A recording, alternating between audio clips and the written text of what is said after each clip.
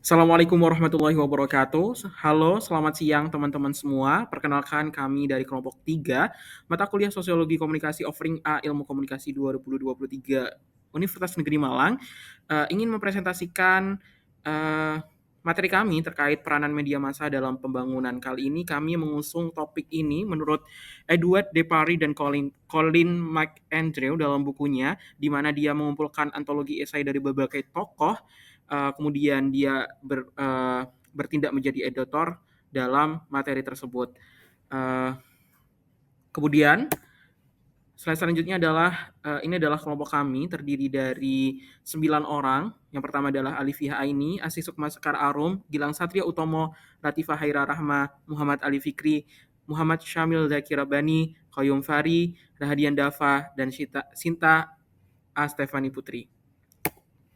Kemudian teman-teman sekalian, sebelum kita membahas lebih jauh, mungkin akan kita bahas terkait peta konsep terlebih dahulu dalam pembahasan Depari dan Colin dalam bukunya terkait peran media massa dalam pembangunan. Dalam hal ini, dalam konteks ini, Depari dan Colin memfokuskan konteks pembangunan ini berada dalam konteks negara berkembang. Oleh karena itu, dalam konteks negara berkembang tersebut secara nasional, dia meng-highlight sebuah apa sih yang harus dilakukan terlebih dahulu dalam negara berkembang, utamanya dalam konteks pembangunan yang harus diperhatikan terlebih dahulu. Mungkin dia menemukan atau memfokuskan terlebih dahulu dalam konteks pedesaan begitu teman-teman.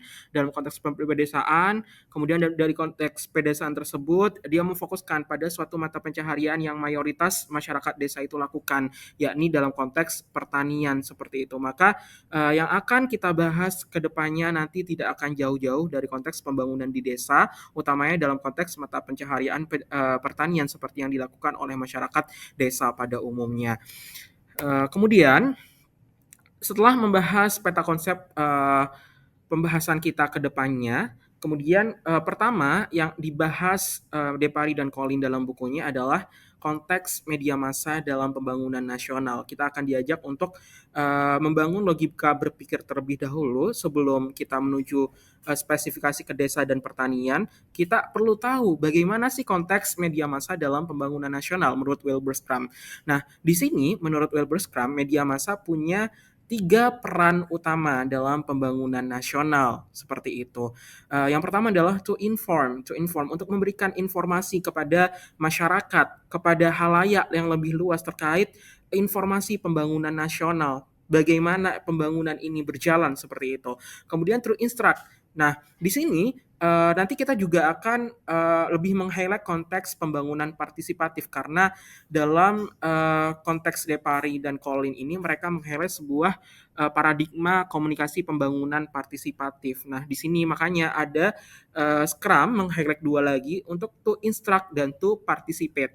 To instruct artinya adalah tidak hanya memberikan informasi, akan tetapi media massa juga berperan untuk memberikan instruksi, memonitoring bagaimana pembangunan ini tidak hanya dijalankan oleh stakeholder yang berada di konteks atas, posisi atas seperti itu, teman, yang kemudian menyebarkan atau mendistribusikan konteks pembangunan itu ke masyarakat, akan tetapi masyarakat juga akan ikut terlibat. Nah, makanya setelah menginformasikan suatu konteks pembangunan kepada masyarakat, Wilberstram media massa juga harus menginstruksi bagaimana pola pembangunan itu berjalan sehingga masyarakat bisa to participate, bisa berpartisipasi untuk menyalurkan idenya, menyalurkan aspirasinya dalam konteks pembangunan itu sendiri.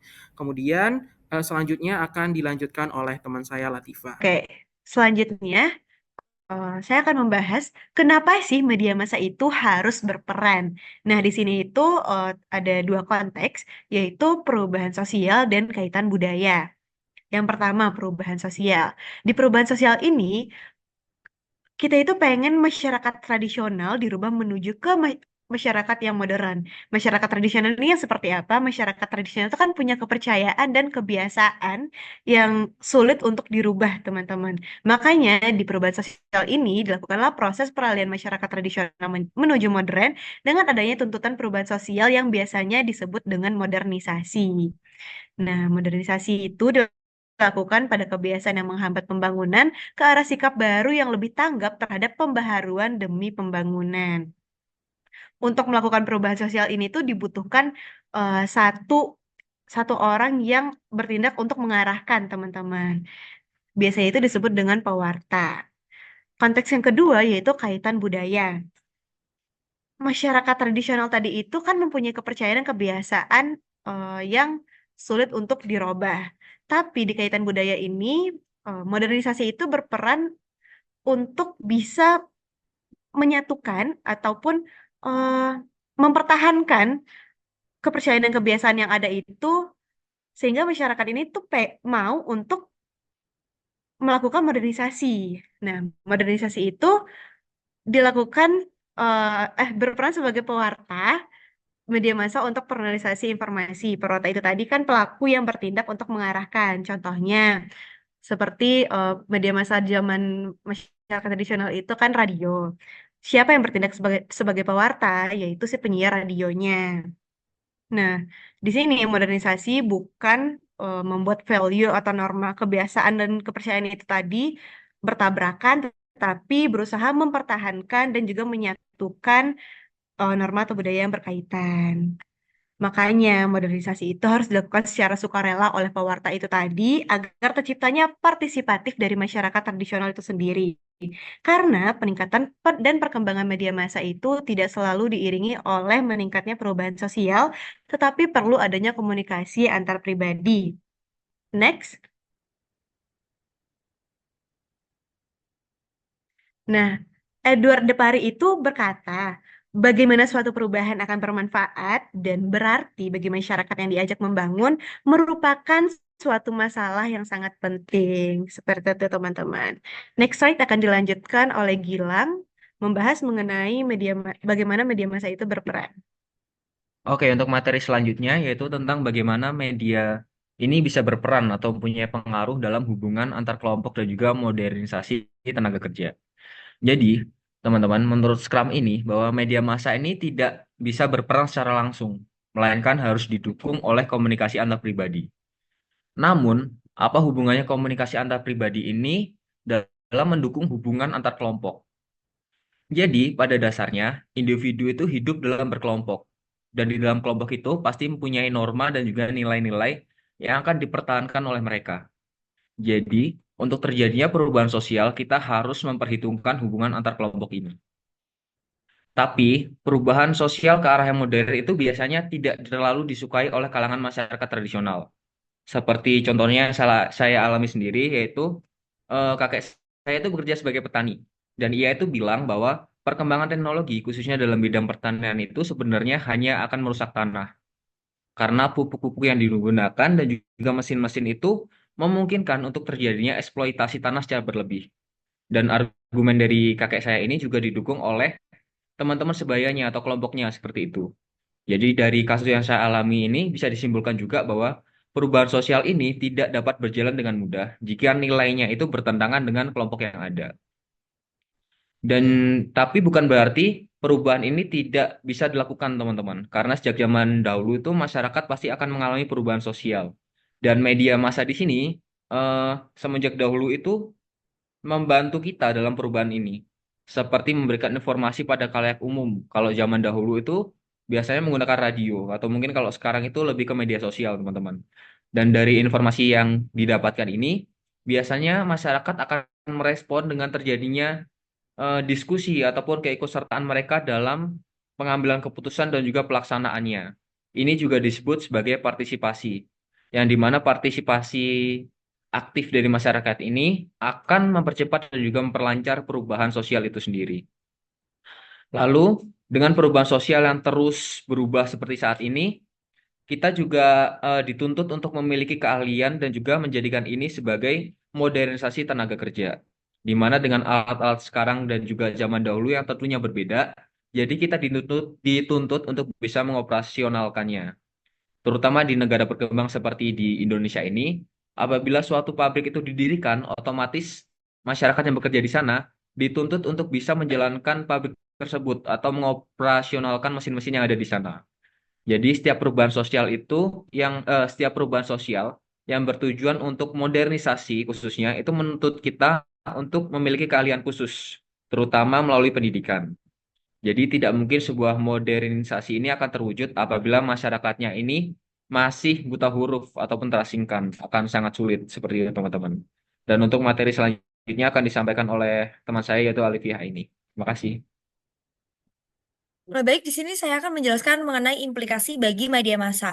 Media massa sendiri memegang peranan yang strategis dalam proses pembangunan karena pembangunan bukan hanya persoalan ekonomi, akan tetapi juga perubahan sikap, perilaku, dan struktur sosial. Maka disitulah media sangat berperan penting. Lalu, apa yang harus dipahami oleh media massa itu sendiri? Baik, media massa di sini adalah berperan sebagai agent of change, di mana mereka harus sadar bahwa dirinya adalah katalisator perubahan. Dan media juga berkewajiban membentuk opini publik yang konstruktif melalui pesan atau hal-hal yang mereka bawakan di media massa. Dan untuk dalam menyesuaikan konten, mereka perlu menyesuaikan konten melalui matching message to audience, yakni dengan cara melihat pesan atau kebutuhan dari audiens itu sendiri yang nantinya dikelola atau dijadikan suatu pesan yang nantinya akan disampaikan oleh media massa. Dan kenapa hal itu harus dilakukan? Karena nantinya agar pesan atau hal-hal yang disampaikan oleh media massa itu sesuai dengan kebutuhan dari audiens itu sendiri. Kemudian yang keempat ada peran dalam membangun partisipasi. Pesan atau hal-hal yang disampaikan oleh media massa ini harus membangun partisipasi dari audiens itu sendiri. Mengapa hal itu sangat penting? Karena audiens ini sendiri berperan penting dalam melancarkan proses pembangunan itu sendiri. Dan yang terakhir ada pada aksesibilitas dan pemerataan informasi. Di sini media massa harus sadar bahwa media harus mencangkup jangkauan yang luas, entah dari hal desa terpencil maupun jarak yang jauh dari titik media massa itu sendiri. Seperti itu.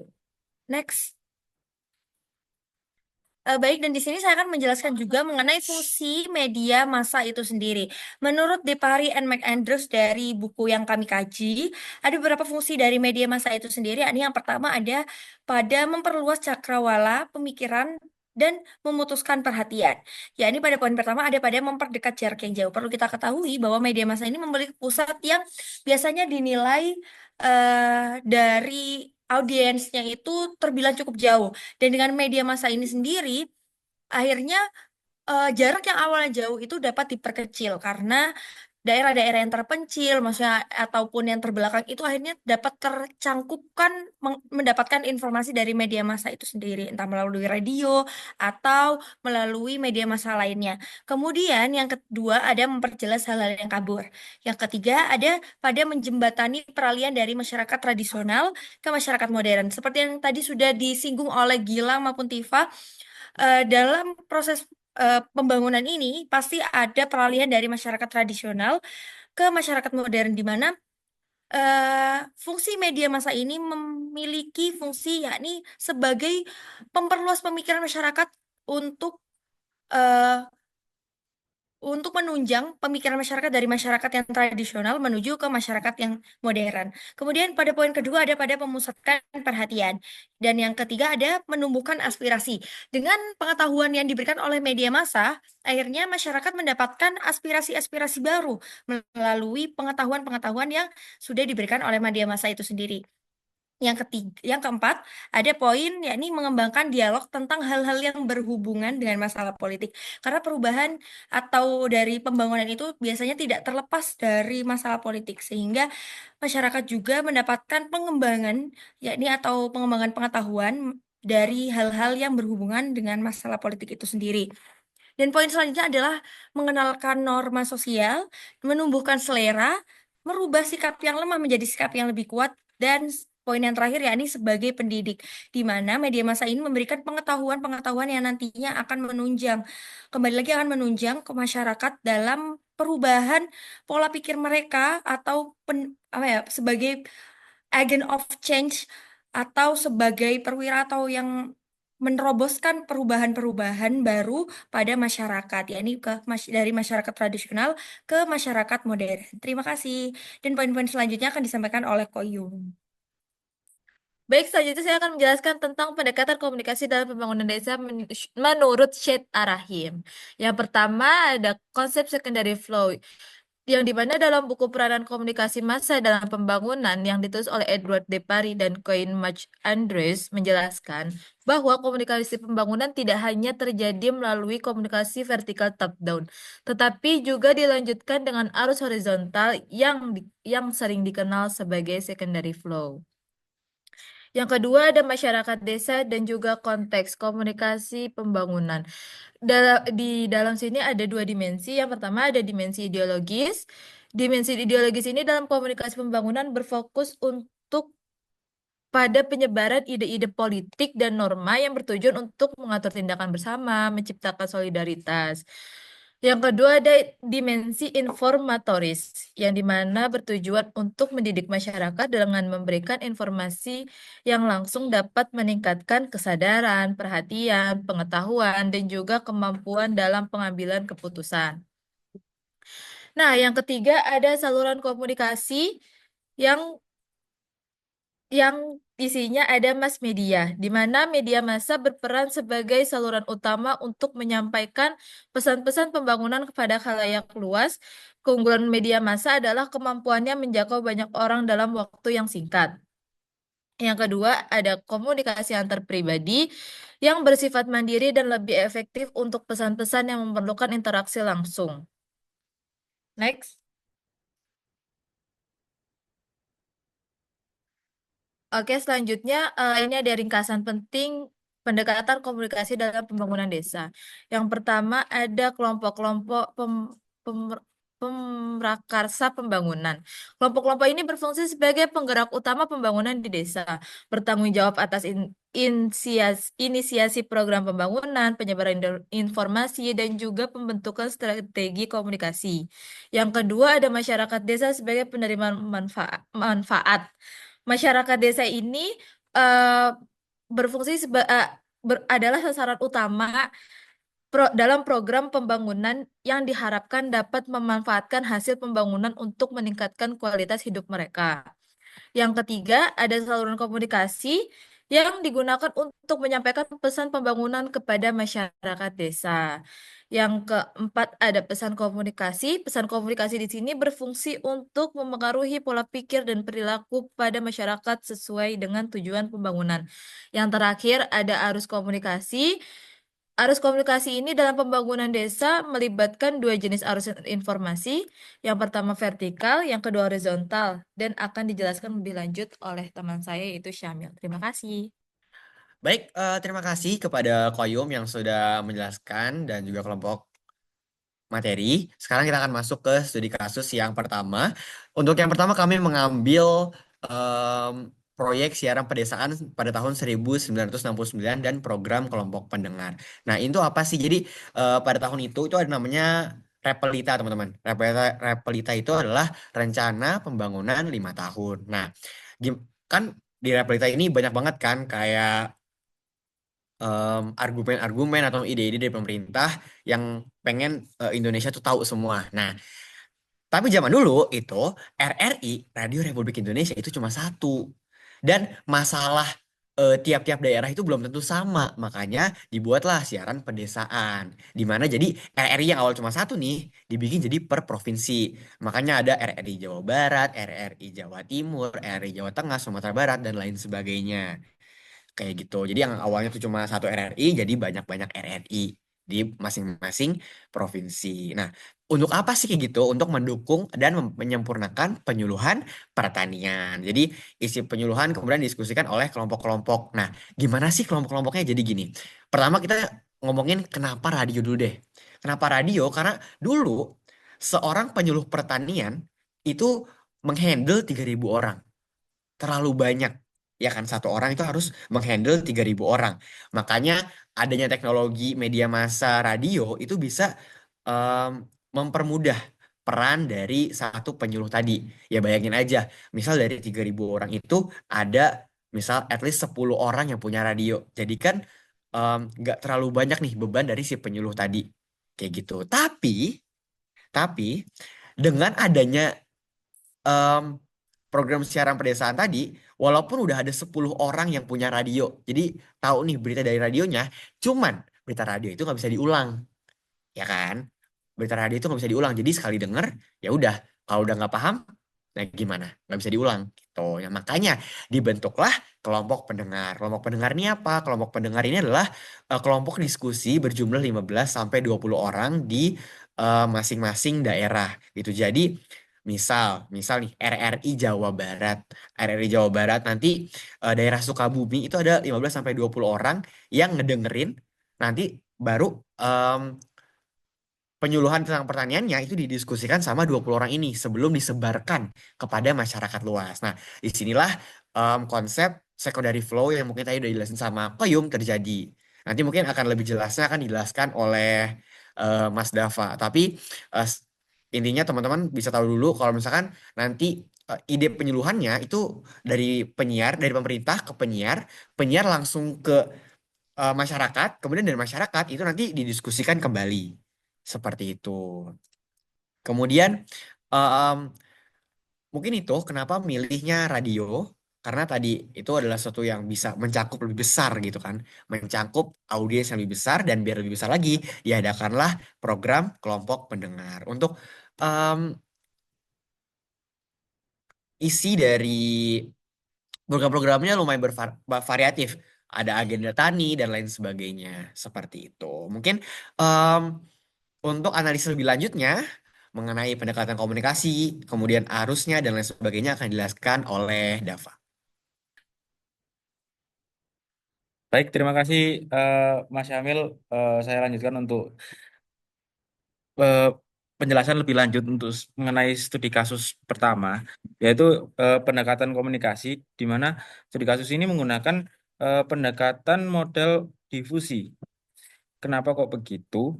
Dikarenakan eh, di sini kita mengambil untuk ada tiga ya, ada tiga jenis, yaitu yang pertama ada tujuan komunikasi, yang kedua ada eh, peranan umpan balik, lalu yang ketiga ada arah utama dari arus informasi.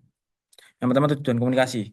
Eh, ya, tujuan komunikasi di sini untuk mendorong para petani memikirkan kemungkinan pembaharuan, menyampaikan data yang benar dibutuhkan dalam proses yang dimana yang dimaksud ini adalah mungkin suatu informasi yang diberikan dari radio tersebut itu informasi yang penting yang mungkin harus dicerna, diterima oleh eh, kalau kata Mas Syamil tadi mungkin 3.000 keluarga petani secara jelas dan secara matang untuk upaya mungkin pembaruan atau suatu program yang berkelanjutan.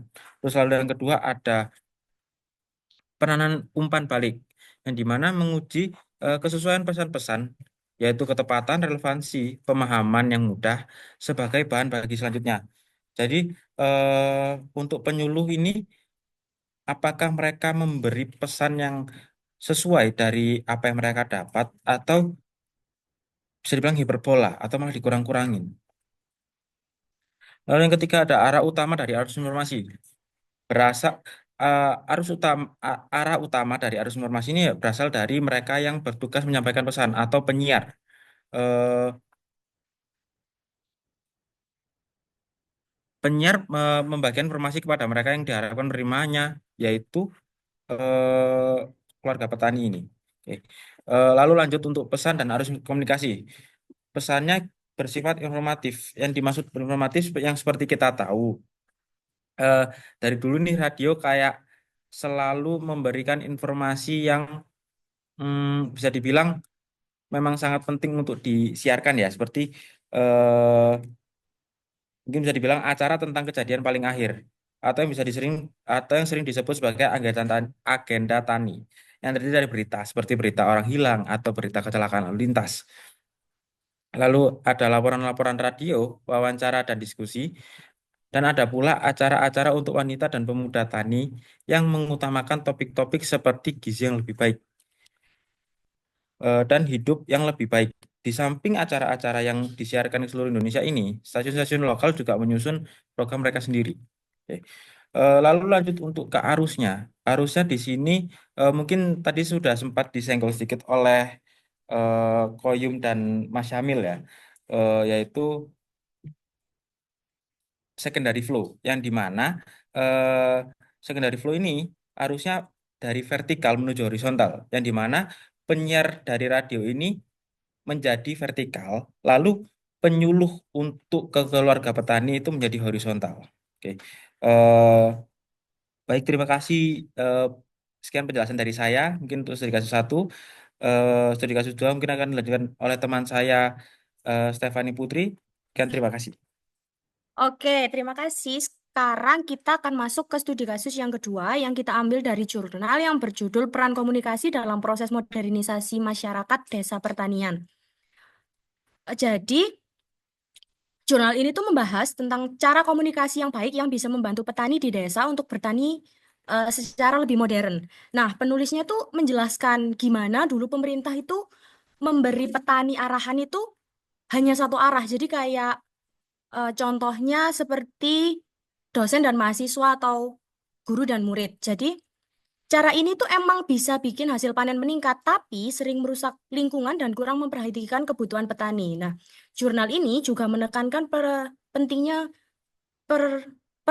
pertanian ramah lingkungan, yaitu eh, gimana pentingnya teknologi modern, tapi nggak merusak tanah dan juga air. Yang kedua yaitu menekankan tentang informasi yang mudah diakses. Jadi petani itu juga butuh info tentang harga pasar, cuaca, dan cara bertani yang baik, tapi gimana cara mereka mengakses itu nggak mudah gitu. Nah, inti dari jurnal ini yaitu modernisasi pertanian ini akan lebih berhasil jika ada komunikasi yang baik antara pemerintah dan petani. Jadi itu akan berhasil jika komunikasi yang terjadi di antara mereka itu bisa berjalan dengan baik. Yang kedua yaitu teknologi disesuaikan dengan kondisi lokal. Yang ketiga yaitu petani bisa diajak berdiskusi bukan hanya diperintah oleh pemerintah gitu, tapi suara petani juga bisa didengarkan.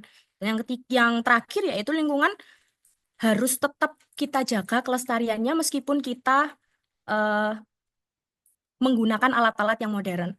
Oke, kita masuk ke beberapa poin penting tentang studi kasus yang kedua, yaitu tentang saluran komunikasinya. Jadi, eh, saluran komunikasi di pembangunan desa ini yang pertama yaitu YouTube. Jadi, YouTube ini digunakan untuk menjangkau khalayak luas sesuai dengan peran media yang di jurnal ini tuh sebarkan untuk informasi pembangunan gitu.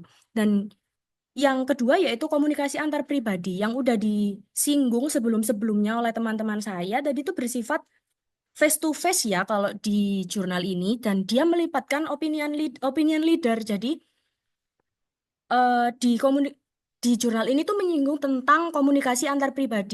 Oke, seperti yang sudah dijelaskan tadi, poin kedua yaitu masuk ke komunikasi antar pribadi. Seperti yang sudah dijelaskan teman-teman materi tadi, di sini kami bersinggungan dengan komunikasi antar pribadi yang bersifat face to face. Jadi mereka ini berinteraksi langsung antara para petani yang melibatkan opinion leader. Oke, masuk ke poin selanjutnya yaitu pendekatan komunikasi. Yang pertama ada model difusi inovasi.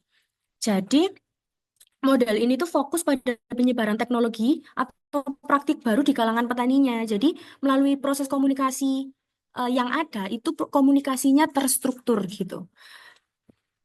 Yang selanjutnya yaitu model paket program. Model paket program nih petani dikasih paket lengkap antara input pertanian itu disertai dengan pelatihan untuk memastikan penerapan yang optimal. Jadi itu dilakukan oleh opinion leader yang sudah saya jelaskan tadi. Yang ketiga yaitu model inovasi terinduksi. Jadi inovasi ini tuh muncul sebagai respon terhadap kebutuhan pasar atau kebutuhan petani. Nah, adaptasi teknologi yang mereka pakai itu seperti penyuluhan yang merancang solusi berdasarkan masukan dari petani karena adanya komunikasi antar pribadi face to face tadi antara opinion leader dengan petani itu secara langsung. Oke, poin selanjutnya akan dijelaskan oleh rekan saya Sekar. Oke, terima kasih Stefani. selanjutnya saya akan menjelaskan mengenai peran stakeholder dalam jurnal studi case kedua ini. Yang pertama ada leading group. Menurut jurnal ini, untuk membuat petani atau pertanian zaman sekarang berjalan, itu perlu kerjasama berbagai pihak. Jadi kayak petaninya iya, pemerintahnya iya, gitu. Jadi dibagi dua. Ada leading group dan penerima manfaatnya. Leading group itu siapa aja? Leading group itu isinya profesional dan kader partai. Profesional itu misalnya kayak eh, Menteri Pertanian, kayak gitu.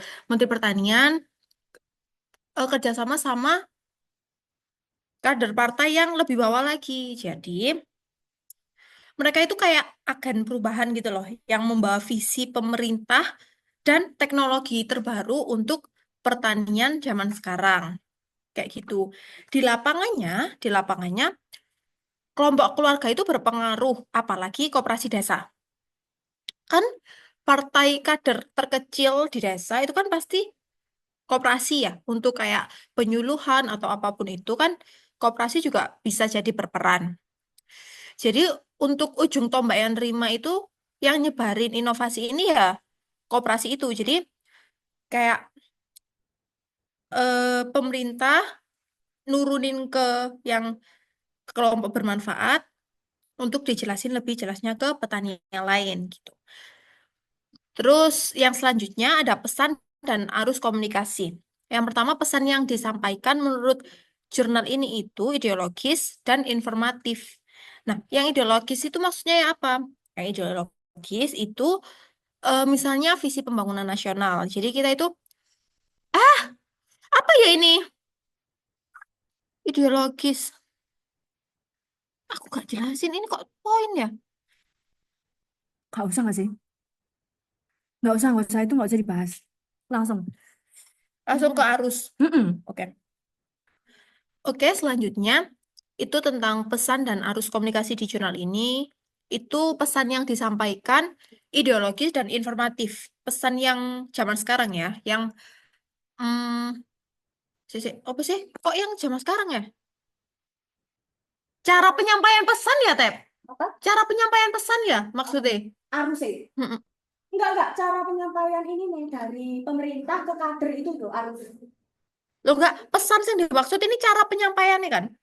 Iya, Ya, oke. ya dari pemerintah itu disampaikan kan itu turun Secara ke apa? Secara ideologis gitu ya? terus Oke. itu nggak usah secara vertikal. Siapa yang ganti, kocak? Enggak kan? Masih ganti. Ganti apa? Ojo diganti, Rek, gitu.